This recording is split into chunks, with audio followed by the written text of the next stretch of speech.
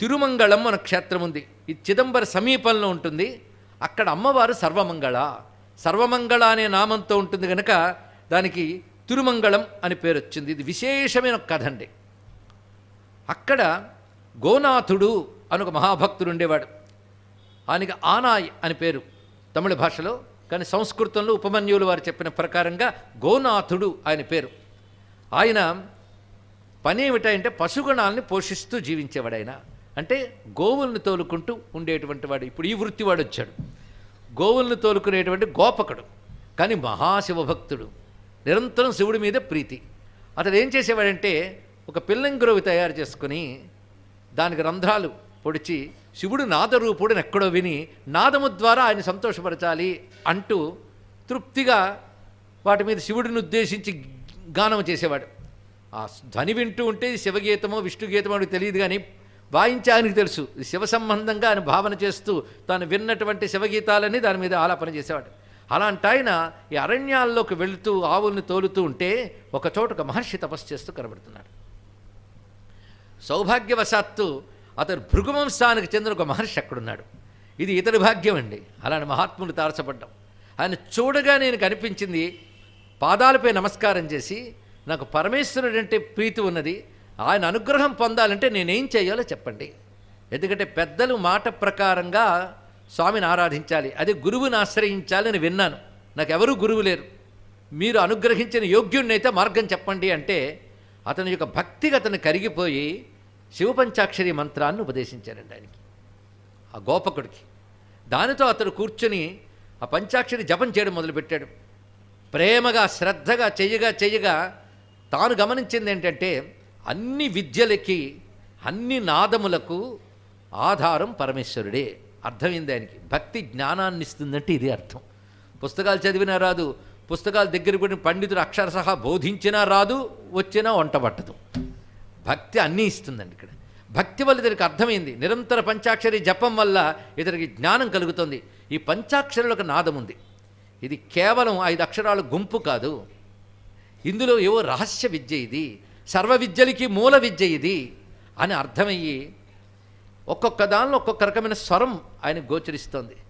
సమస్త సంగీతాది విద్యలకు మూలం పంచాక్షరి, అలాగే అక్షర విద్యలకు కూడా మూలం పంచాక్షరే అని తెలుసుకున్నాడు. ఈయన భక్తి వల్ల తెలుసుకున్నాడు, కానీ పెద్దలు ఈ విషయం ఎప్పుడు మన శాస్త్రాల్లో రాసేశారు. సమస్త అక్షరములు 50 అక్షరములకు మూలము ప్రణవమే. ప్రణవమే 50 అక్షరాలకు మూలమైంది. ఒక్కొక్క అక్షరం నుంచి 10 చొప్పున్న ప్రణవంలో ఉన్న 5 భాగాల నుంచి 50 అక్షరాలు వచ్చేట. ప్రణవంలో ఉన్న 5 భాగాలే అకార ఉకార మకార బిందునాదములు. అవి సమస్తాక్షరములకు మూలములు. ఈ రహస్యం పెద్దలకు తెలుసుకునకనే అక్షరాభ్యాసం చేసేటప్పుడు ఓ నామః శివాయ దిద్దిస్తున్నారని అందుకు ఏర్పడింది ఇక్కడ. ఇది సంప్రదాయం. అలాగే సంగీత విద్య కూడా అక్కడి నుంచే వచ్చింది, ఇందులో సందేహం లేదు. అది ఎలాగూ అన్నదానికి వాళ్ళ శాస్త్ర ప్రమాణం చూపించాలి. పరమేశ్వరుడు పంచాక్షరములు కూడాను సృష్టిలో మొదట వెలువడిన అక్షరములవే. ప్రథమ శబ్దం ప్రణవం. ఆ ప్రణవానికి శబ్దలింగం అని పేరు. ప్రణవమే శబ్దరూపమైన శివలింగం. రూపంగా చూస్తే జ్యోతిర్లింగం, శబ్దంగా చూస్తే ఓంకారం. కానీ ఓంకారానికి పేరేమిటి? శబ్దలింగము, ప్రణవలింగము. ఓంకారం శివుని యొక్క లింగ రూపం వంటిది. ఓంకారం నుంచి సర్వక్షరాలు వచ్చాయి. విత్తనం నుంచి వృక్షం వచ్చినట్టుగా ప్రణవం నుంచి సర్వ విద్యలు వచ్చాయి. ఆ ప్రణవం శివుని యొక్క లింగ రూపము. అందుకే ప్రణవలింగాయ నమః అంటారు ఇక్కడ. ఓంకారస్తారః నమస్తారాయ నమశంభవేచ మయోభవేచ. ఇక్కడ ఓంకారమే లింగం. ఆ ఓంకారం 5 భాగములుగా ఉంటుందని నిందకి చెప్పుకున్నాం. ఈ 5 భాగములు శివునికి 5 ముఖాలు.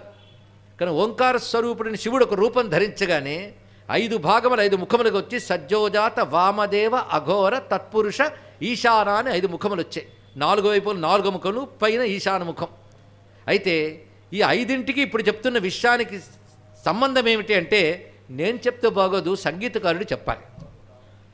ఆయన చెప్పాడు సజ్జోజాతాది పంచవక్త్రజ సరిగమ పదని వర సప్తస్వర విద్యాలోలం విదళిత కాలం విమల హృదయ త్యాగరాజపాలం నాద తనుమనిషం శంకరం నమామి మే మనసా శిరస.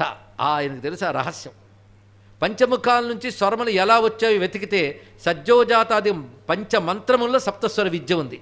ఇప్పుడు అవన్నీ నేను చెప్తే పెద్ద విషయం అవుతుంది, కానీ పంచముఖాల నుంచే సప్తస్వర విద్య వచ్చిందన్నప్పుడు, పంచముఖాల నుంచే నామ శివాయ వచ్చినప్పుడు పంచాక్షరి సంగీత విద్యకు సంబంధం ఉందా లేదా? కనుక నాదాధారము శివుడే. అందుకే సదాశివమయమగు నాదోంకార విధులు అంటాడు త్యాగయ్య మరొక చోట. నాదతనుమరిశం శంకరం అన్నాడు. నాదతనుని యొక్క 5 వదనములే సజ్జోజాతి వదనములు. అందుకే పంచాక్షరి విద్యలోనే సంగీతం దాగి ఉన్నది, అక్షరములు దాగి ఉన్నాయి. అందుకే పంచాక్షరి విద్య సారస్వత విద్యల్లో ఒకటిగా తంత్రశాస్త్రాలు చెప్తున్నాయి. సారస్వతి విద్యలో అంటే అద్భుతమైన శాస్త్రజ్ఞానం, సాహిత్య జ్ఞానం కలగడానికి కొన్ని ఉపాసనలు చెప్పారు. అవి సరస్వతి ఉపాసన, హయగ్రీవ ఉపాసన ఇత్యాదులు ఉన్నాయి, దక్షిణామూర్తి ఉపాసన. అలాగే పంచాక్షరి ఉపాసన కూడా అలాంటి విద్యలను ఇస్తుంది. అలాంటి శక్తి ఉంది పంచాక్షరికి. ఏమివ్వదండి పంచాక్షరి, అది మహాకల్పవృక్షం, దేన్నైనా ప్రసాదిస్తుంది. అది గురుకృప వల్ల లభించడంతో సిద్ధమంత్రం అయిపోయింది. తనంత తాను చేస్తే సాధ్యమంత్రం గురుకృపతో పొంది పరమ చిత్తశుద్ధితో శ్రద్ధతో చేశాడు, చెక్కు చెదరకుండా. గురువుపై భక్తి, శివునిపై భక్తి, మంత్రంపై నిష్ఠ, ఈ 3 గట్టిగా ఉండడంతో అతనికి అర్థమైంది గానమునకు ఆధారం నాదం, నాదము శివస్వరూపము. అందుకే శివునికి నాదమునకు గురించి చెప్తూ శివపురాణంలో ఒక మాట చెప్పాడు. అందుకే అంతరం నాస్తి నాదస్యచ శివస్యచ అన్నాడు. శివునికి నాదమునకు భేదము లేదు అని ఒక రహస్యం తెలుసుకున్నట్ట అనుభవం ద్వారా. పైగా ఇతనికి వేణుగానం ఒకటి అలవాటు ఉంది కదా, ఆ వేణుగానం ఒక అలవాటు, పంచాక్షరి ఒక అలవాటు. ఈ పంచాక్షరి మౌనంగా చేస్తున్న కొద్దీ అజపాజపంగా మారిపోయింది అతనికి. ఇది మామూలుగా మనకు లభించే సూక్ష్మ క్లుప్తపరిచిన సెక్యులర్ పెరిగి పురాణంలో దొరకదు. విస్తారం కూడా పెరిగి పురాణంలోనూ ఉపమన్యువు రచించిన శివభక్త విలాసంలో ఈ విస్తారం కనబడుతుంది. కానీ గానమునకు నాదం ఆధారమైతే నాదము శివస్వరూపము అని చెప్తూ ఈ పంచాక్షరి అజపాగా మారిపోయింది అతనికి. అజప అంటే ఊపిరిగా మంత్రం మారిపోవడం.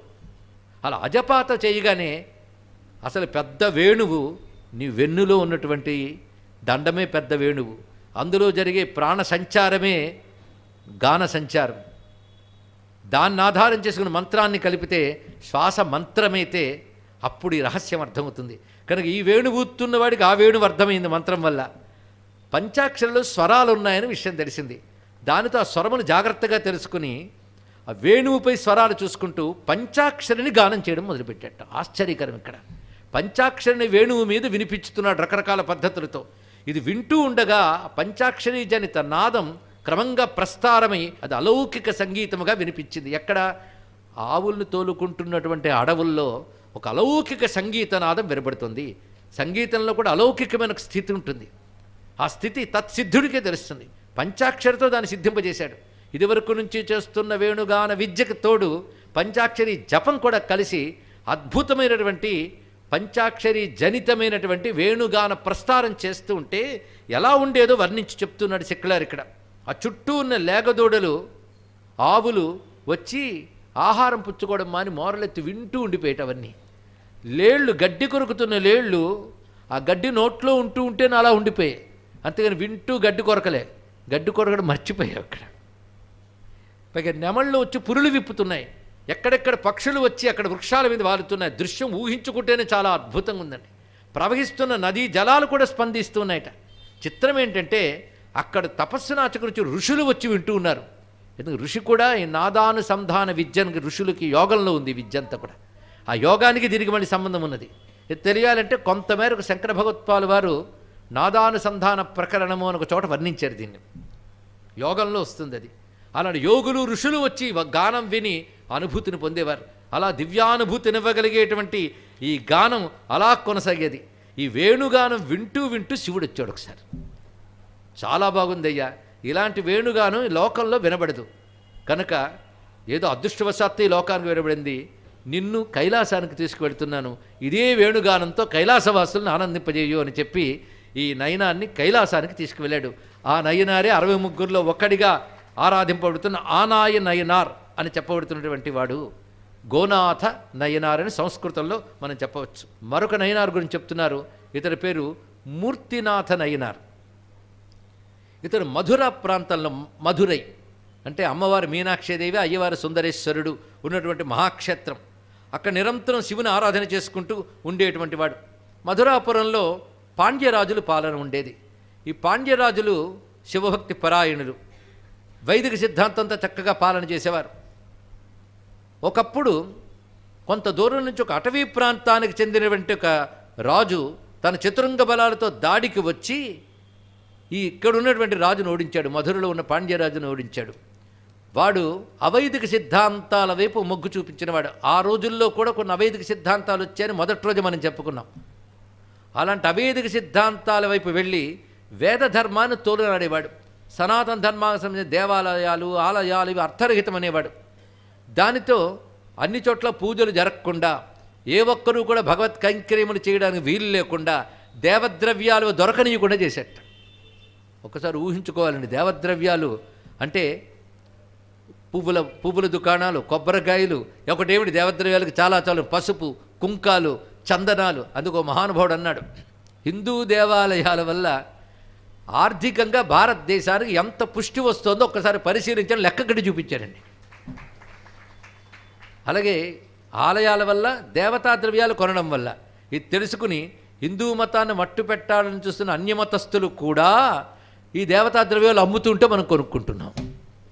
వాళ్ళు ఎలా చేస్తారంటే వాళ్ళ పద్ధతి ప్రకారంగా వాటి మీద ఉమ్మి వేసి కూడా అమ్ముతారు. మనం సిగ్గు లేకుండా తెచ్చుకుంటూ ఉంటాం. మనం ఒక పంతం పెట్టాలి, అలాంటివి వాళ్ళ దగ్గర తెచ్చుకోము అని. కనీసం తెచ్చుకున్న కడిగైనా వాడడం లేదండి. అలాగని ముందు మనం చెప్పేది మాత్రం అలాంటివి కొనవద్దు అని చెప్తున్నాం. పైగా చిత్రం ఏంటంటే వీటి వల్ల వాళ్ళు బ్రతుకుతూ ఈ ధర్మాన్ని దెబ్బతీయడానికి ఎప్పుడూ పరాయి దేశంలో ఉన్న ఆతంకవాదులకి సహకరిస్తూ ఉంటారు. ఇది ఎక్కడున్నా ఇదే జరుగుతుంది. మొత్తం ఆసేతు సీతాచలం అనేక క్షేత్రాల్లో కూడా ఇదే బాధాకరమైన అంశం.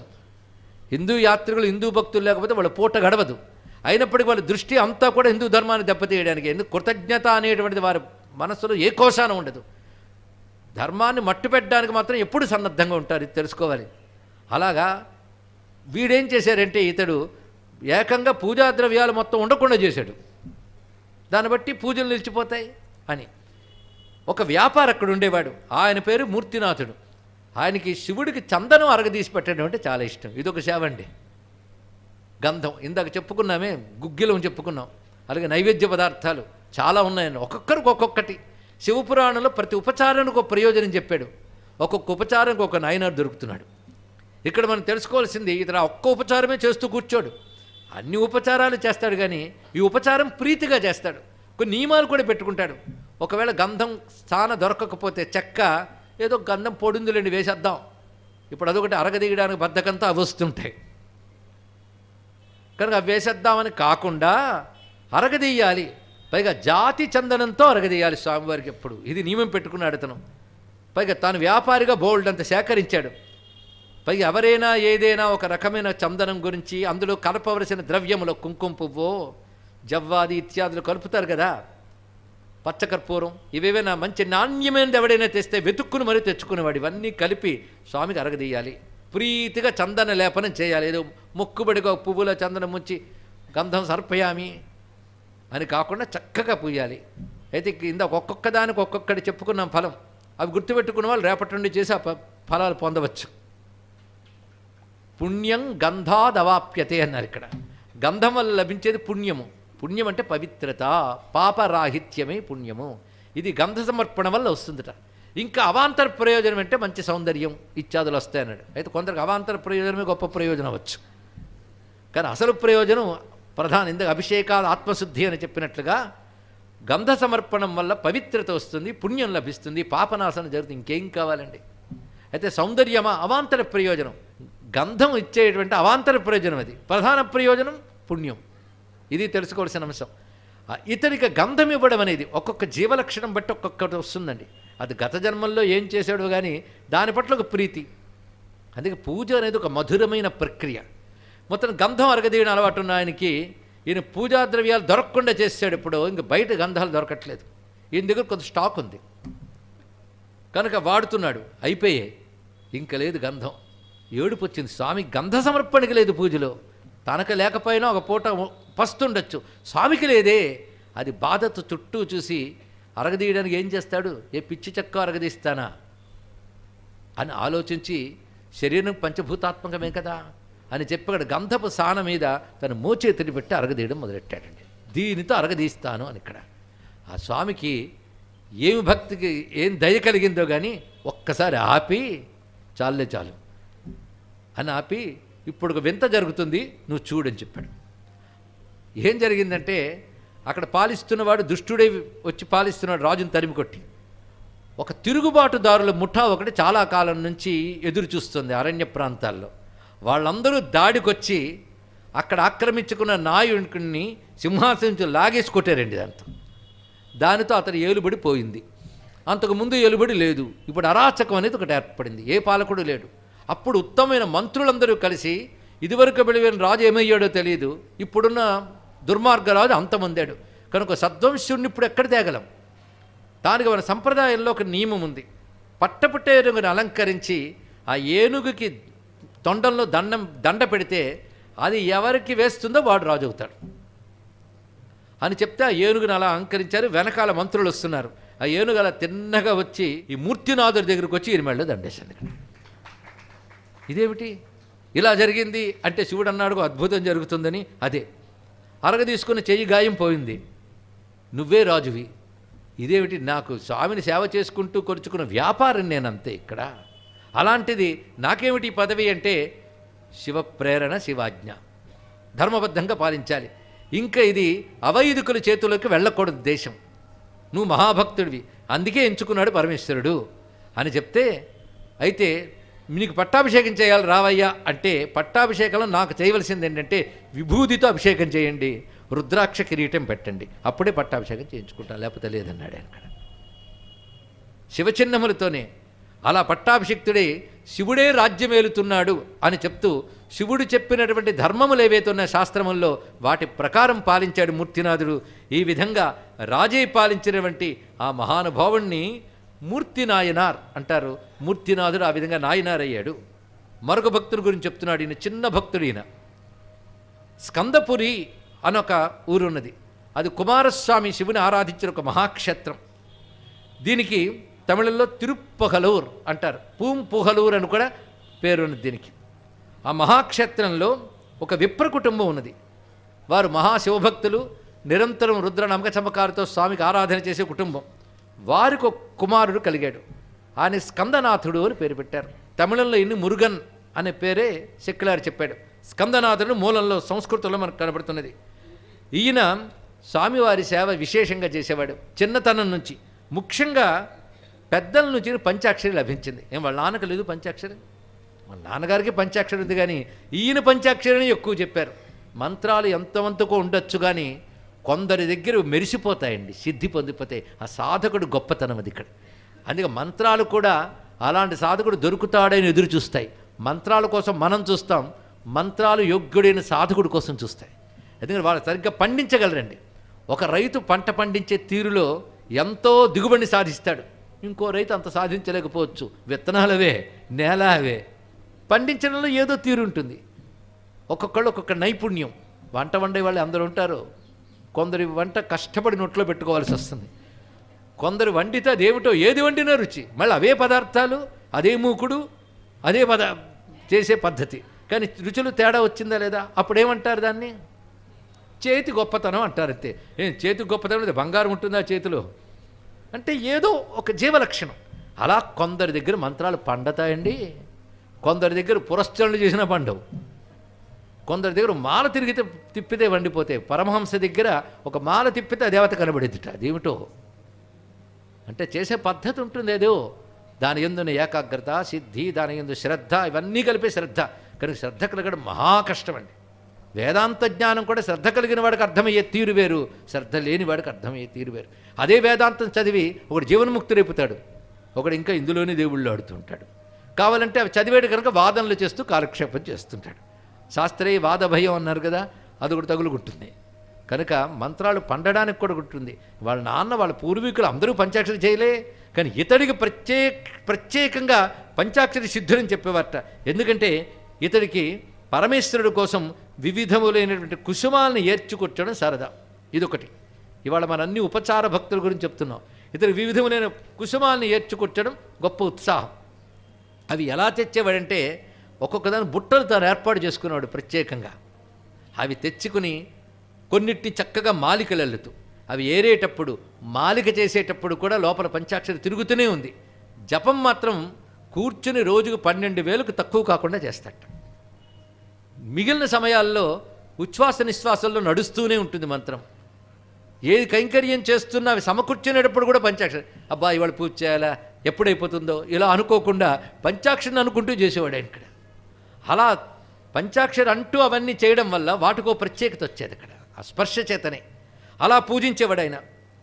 అలాంటి ఆ మహానుభావుడు వాళ్ళ ఊర్లో ఉన్న వర్ధమానేశ్వరుడు అనేటువంటి శివునికి నిత్యం పూజ చేసేవాడు ఆయన. అంత భక్తితో కొలుచుకునేవాడు. ఆయనకు మాట అంటాడు ఉపమన్యువు, శివవరివశ్యా ధురంధర అన్నాడు. మంచి బాగుందండి ఈ పదం. వరివశ్య అంటే పూజ, శివవరివశ్య ధురంధర, శివపూజా ధురంధరుడు. ఈ మాట అందరికీ బిరుదులుగా వస్తాయా? ఆ పూజలో ధురంధరత్వం ఆయనకి వచ్చింది, నేర్పరితనం వచ్చింది. అయితే ఈయన ఎలా ముక్తి పొందాడంటే ఇంకా మనకు రాలేదు కదా, తర్వాత వస్తుంది జ్ఞాన సంబంధ వృత్తాంతం. జ్ఞాన సంబంధుడు ఒక అద్భుతమైనటువంటి భక్తుడు. ఆయన చరిత్ర వింటే పాపాలు పోతాయండి. అసలు ప్రాతకాలం లేచి తలంచుకోవలసినటువంటి మహాభక్తుల్లో నలుగురిని ఎప్పుడూ తలంచుకోవాలి. నలుగురు అందుకే 63 కథ ఒకవైపు అయితే అందులోంచి నలుగురిని మనం తీసుకుంటున్నాం. అయితే కొంతమంది ఇందులో కానీ ఇంకోని తీసుకున్నారు ఆ నలుగురు. అది మొదటి రోజే చెప్పాను, ఎవరైనా పొరపాటును శ్రద్ధగా వినుంటే గుర్తుంటుంది. ఆ నలుగురు చెప్పగలమా?